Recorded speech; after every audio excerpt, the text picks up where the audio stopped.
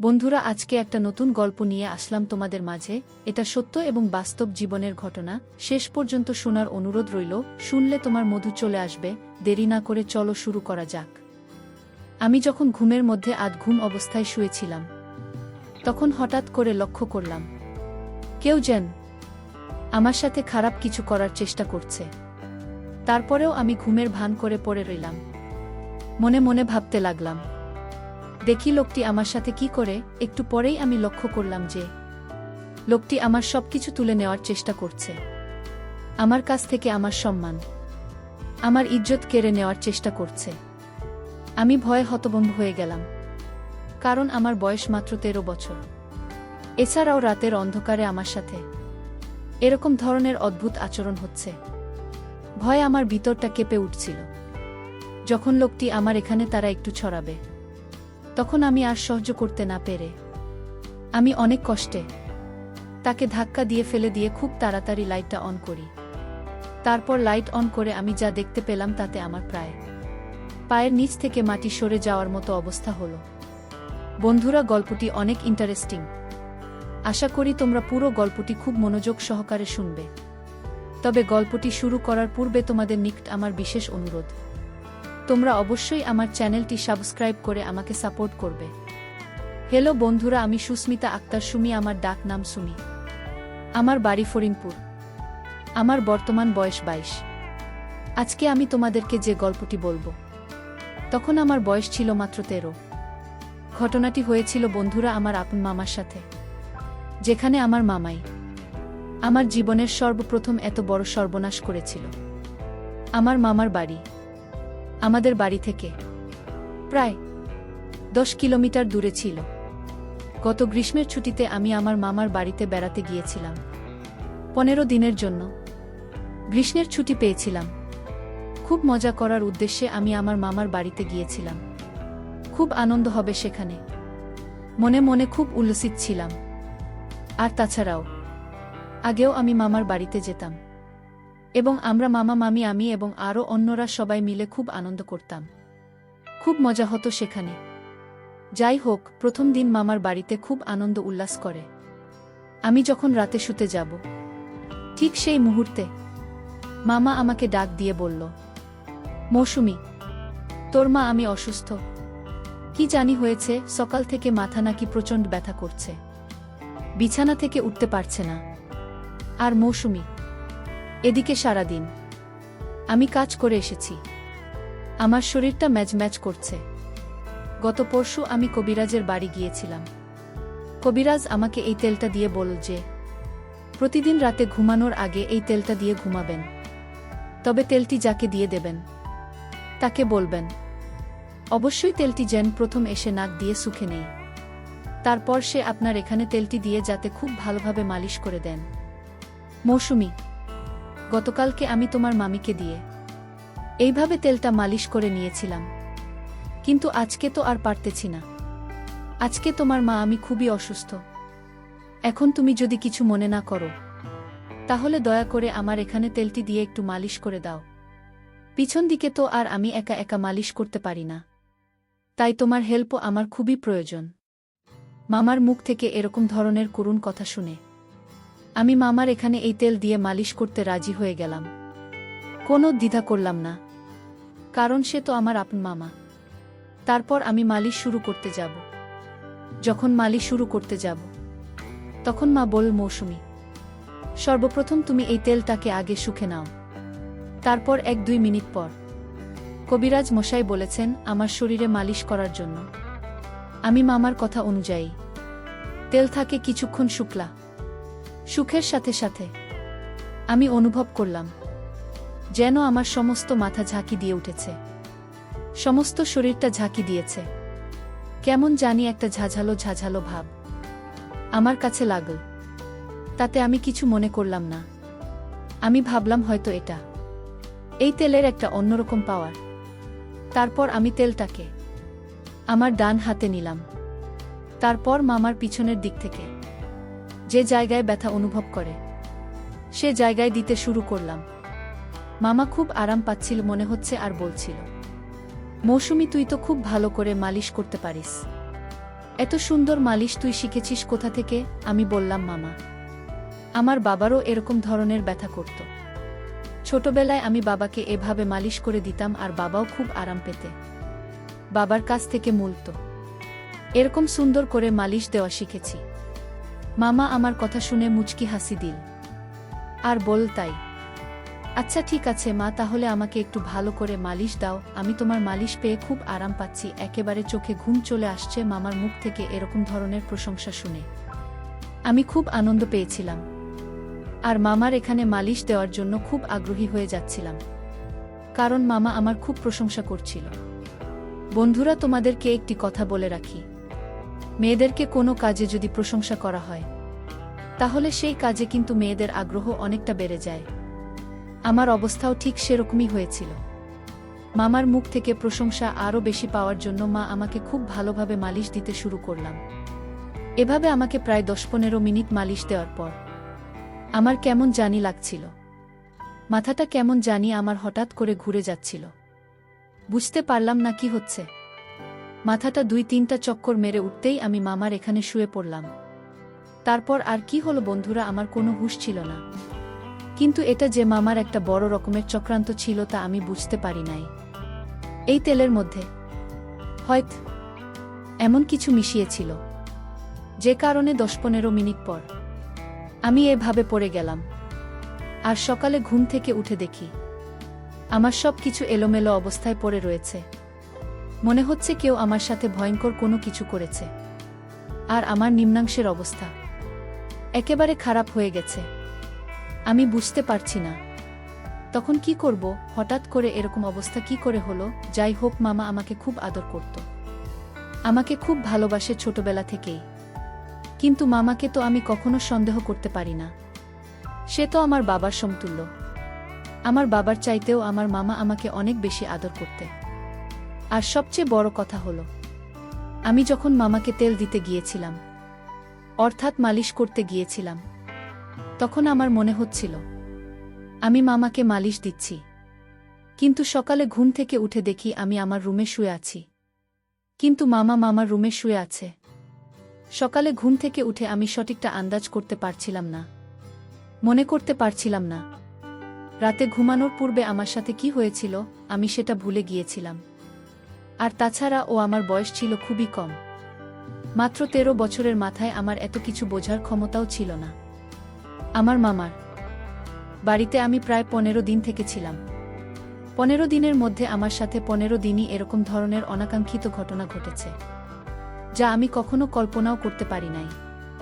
প্রথম দিন তো আমি ভেবেছিলাম হয়তো আমি সেটা কোনো দুঃস্বপ্ন দেখেছি, বা রাতের বেলায় আমার স্বপ্নে কিছু হয়েছে, যে কারণেই আমার এই অবস্থা হয়েছে।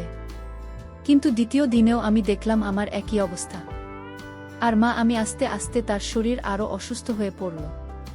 কিন্তু প্রতিদিনই মামা আমাকে দিয়ে এভাবে প্রথমে মালিশ করানোর নামে এই তেল তাকে শুকাতে। তারপর কিছুক্ষণ পরে আমি হুঁশ হারিয়ে ফেলতাম, আর কিছুই বুঝতে পারতাম না। তারপর আমার সাথে অদ্ভুত ধরনের কিছু হতো। আমি সকালে কিছু বলতে পারতাম না, মনে করতে পারতাম না। শুধু এটুকুই বুঝতে পারতাম যে রাতে কেউ আমার সাথে খুব বাজে আচরণ করেছে, তা আমার এলোমেলো অবস্থা দেখে খুব ভালোভাবে বোঝা যাচ্ছে।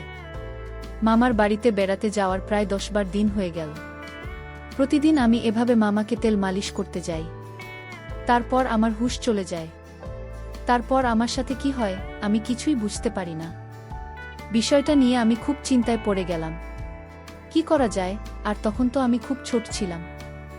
সকালে প্রতিদিন ঘুম থেকে উঠে দেখি আমার অবস্থা একেবারে খারাপ। আমার সব কিছু এলোমেলো হয়ে আছে।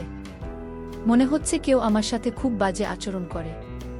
প্রতিদিন কি আমার সাথে এরকম ধরনের বাজে আচরণ করে? আমি কিছুই বুঝতে পারছিলাম না। কি করব ভেবে কোনো কিছু পাচ্ছিলাম না। হঠাৎ করে আমার মাথায় একটি বুদ্ধি আসলো, আজকে আমি দেখব কে আমার সাথে এরকম করে, কার এত বড় দুঃসাহস। আর তাছাড়া মামার বাড়িতে মামিমা, মা আর আমি ছাড়া অন্য কেউ তো নাই। তাহলে আমার সাথে কি এরকম আচরণ করে? আমি তো কোনো কিছু ভেবে পাচ্ছিলাম না। আর মামা আমার সাথে এরকম আচরণ করবে তা তো আমি কোনোদিন কল্পনাও করতে পারিনি। চিন্তা করলাম আজকে যেভাবেই হোক এর রহস্য আমাকে খুঁজে বের করতে হবে, জানতে হবে কে আমার সাথে প্রতিদিন এরকম ধরনের আচরণ করে। পরের দিন রাতের বেলায় মামা যখন আমাকে ডাকল তার এখানে তেল দিয়ে মালিশ দিয়ে দেওয়ার জন্য, তারপর মামা যখন বলল তেলটা আগে শুকে নিতাম, আমি একটা টেকনিক কাটিয়ে আমার নাকের ভেতরে তোলা ফিটিং করে দিলাম। এমনভাবে তোলা লাগিয়েছিলাম যাতে এই ওষুধের যে পাওয়ার, ওষুধের ক্ষমতা, সেটা আমার নাকের ভিতর দিয়ে কখনো আমার ভিতরে না যেতে পারে। আর যদি না যেতে পারে তাহলে আমি আর অজ্ঞান হব না, তাহলে আমি বুঝতে পারব প্রতিদিন কি আমার সাথে এরকম ধরনের নোংরামি আর বাজে আচরণে মেতে ওঠে। মনের মধ্যে কিছুটা ক্রোধ, কে আমার অগোচরে সে আমার এত বড় সর্বনাশ করছে। পরিকল্পনা অনুযায়ী আমি আমার কাজ করতে লাগলাম। কিন্তু সে দিন যখন মামার এখানে তেল দিয়ে মালিশ করতে যায় তখন আর আমি অজ্ঞান হইনি, কারণ এই তেলের মধ্যে যে প্রয়োজনটা ছিল সেটা আমার এখানে ইফেক্ট করতে পারে নাই। তারপরেও আমি পূর্বের মতো ভান ধরে পড়ে রইলাম। কিছুক্ষণ পর দেখলাম মামা আমাকে শুইয়ে আস্তে আস্তে তার রুমে চলে গেল। আমি অবাক হতে লাগলাম যে মামা তো আমার এখান থেকে আমাকে সুন্দর করে শুইয়ে তারপর চলে গেল, তাহলে সকালে ঘুম থেকে উঠে আমার এরকম অবস্থা হয় কেন? ভাবলাম আজকে সারা রাত সজাগ থাক, দেখব আমার সাথে কি হয়। চিন্তা করতে করতে কোনো ঘুম আসছিল না, মনের মধ্যে শুধু একটাই চিন্তা, আমার সাথে কি হয় তাহলে? মামা তো আমাকে কিছু করল না, তাহলে কি আমার সাথে এরকম করে? এসব ভাবতে ভাবতে ঘণ্টাখানেক পরেই দেখলাম আস্তে আস্তে কি যেন দরজা খুলে আমার কাছে আসো, আমার পাশে দাঁড়িয়ে আমার মুখের দিকে তাকিয়ে আমাকে 3টা ফু দিল। তারপরেও আমি ঘুমের ভান করে পড়ে রইলাম, মনে মনে ভাবতে লাগলাম দেখি লোকটি আমার সাথে কি করে। একটু পরেই আমি লক্ষ্য করলাম যে লোকটি আমার সবকিছু তুলে নেওয়ার চেষ্টা করছে, আমার কাছ থেকে আমার সম্মান, আমার ইজ্জত কেড়ে নেওয়ার চেষ্টা করছে। আমি ভয়ে হতভম্ব হয়ে গেলাম, কারণ আমার বয়স মাত্র 13 বছর। এছাড়াও রাতের অন্ধকারে আমার সাথে এরকম ধরনের অদ্ভুত আচরণ হচ্ছে। ভয়ে আমার ভিতরটা কেঁপে উঠছিল। যখন লোকটি আমার এখানে তারা একটু ছড়াবে তখন আমি আর সহ্য করতে না পেরে আমি অনেক কষ্টে তাকে ধাক্কা দিয়ে ফেলে দিয়ে খুব তাড়াতাড়ি লাইটটা অন করি। লাইটটা অন করার সাথে সাথে আমি যা দেখলাম তাতে আমার 2 চোখ মুছে গেল। অর্থাৎ আমার নিজের মামাই আমার সামনে মাথাটা নিচু করে দাঁড়িয়ে রইল। আমি রাগে ক্রোধে আমাকে খুব তিরস্কার করতে শুরু করলাম আর খুব দুঃখ প্রকাশ করলাম আর বলতে লাগলাম, মামা তুমি আমার আপন মায়ের ভাই, অথচ তুমি আমার সাথে এই কাজটি করবে, তা আমি কল্পনাই করতে পারি না। এই বলে আমি খুব কাঁদতে লাগলাম। তারপর মা মাথাটা নিচু করে আমার এখান থেকে চলে আসলো। সেদিন রাত পেরিয়ে সকাল হলে আমি আমার মামার এখানে গেলাম। মামা আমাকে দেখে খুব হাসি খুশি করছিল। মনে হচ্ছিল না যে সে রাতে আমার সাথে এরকম ধরনের একটা জঘন্য কাজ করে। তার এই আচরণ দেখে আমি অনেকটা হতবাক হয়ে যাই। ভাবলাম আমার মামা এত খারাপ, এত জঘন্য।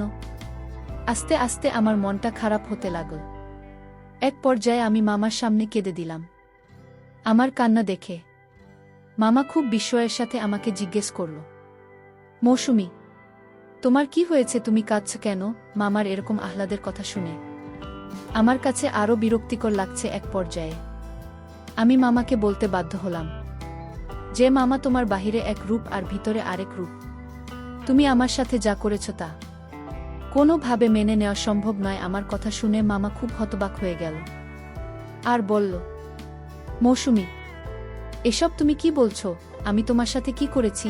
তুমি আমার মেয়ে, তুমি আমার সাথে এভাবে কথা বলছো কেন? তুমি আমার মেয়ের মতো, আমি তোমাকে মেয়ের চাইতে আরও বেশি দেখি।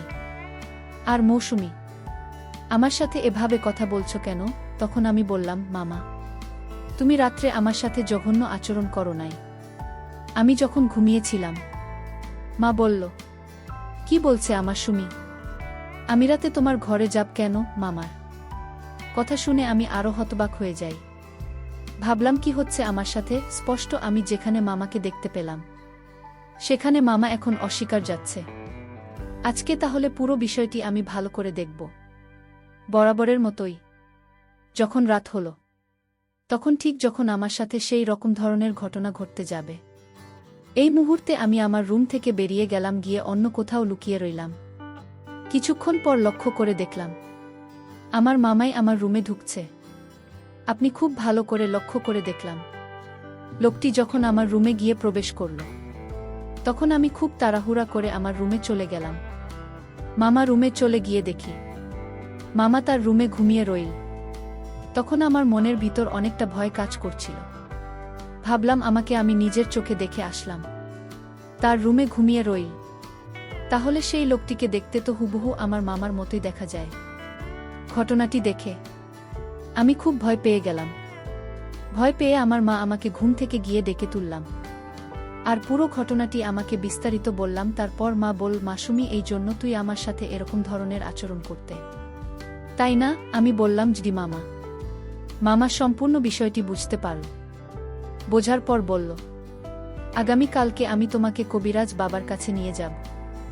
হয়তো তোমার সাথে কোনো অপশক্তি রাত্রে বসবাস করে, তোমার সাথে আমার রূপ ধরে জঘন্যতম কাজ করে, আর এই অপশক্তি তোমার ক্ষতি করার চেষ্টা করছে। পরের দিন সকালে মামা এক কবিরাজ বাবার কাছে আমাকে নিয়ে গেল।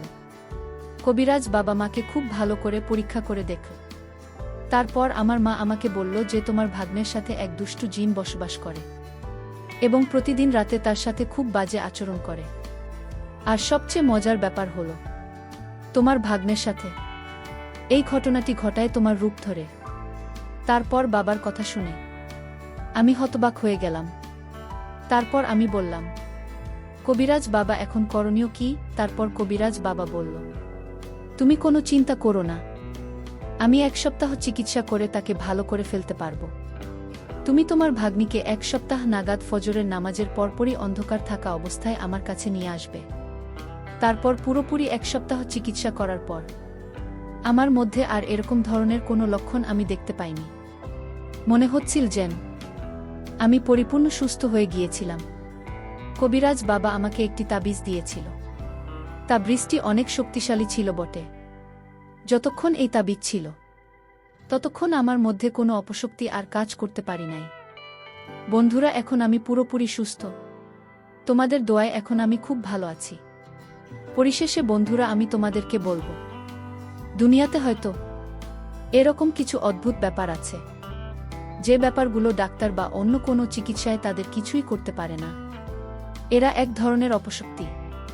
হয়তো এটাও বিধাতার কোনো এক সৃষ্টি, যা কোনো না কোনো কারণে মানুষের ক্ষতি করার চেষ্টা করে। অনেক সময় আমরা হয়তো এসব বিষয়কে তুচ্ছতাচ্ছিল্য মনে করে এড়িয়ে চলি, কিন্তু বাস্তবতা যে কখন কার জীবনে কোনটা সত্য হয়ে দাঁড়ায় তা কখনো বোঝা যায় না। আমাদের প্রত্যেকটি মানুষেরই উচিত প্রত্যেকটি ছোটখাটো বিষয়ে সিরিয়াস ভেবে নেওয়া। তাহলে হয়তো আমাদের জীবনে এরকম ধরনের অপ্রত্যাশিত ঘটনা থেকে বেঁচে থাকা সম্ভব। বন্ধুরা, আজকে এই পর্যন্তই। আবারও আসব তোমাদের মধ্যে নতুন কোনো ভিডিও নিয়ে। ভিডিওটি যদি তোমাদের ভালো লাগে তাহলে একটি লাইক দাও। প্রতিদিন আমি তোমাদেরকে একটা করে নতুন গল্প উপহার দিব, তাই তোমাদেরকে অনুরোধ করে বলছি, তোমরা যদি এরকম ধরনের ইন্টারেস্টিং গল্প পেতে চাও, তাহলে দয়া করে আমার চ্যানেলটি সাবস্ক্রাইব করো। পরিশেষে তোমাদের সকলের সুস্বাস্থ্য কামনা করি। ভিডিওটি দেখার জন্য তোমাদের সকলকে অসংখ্য ধন্যবাদ।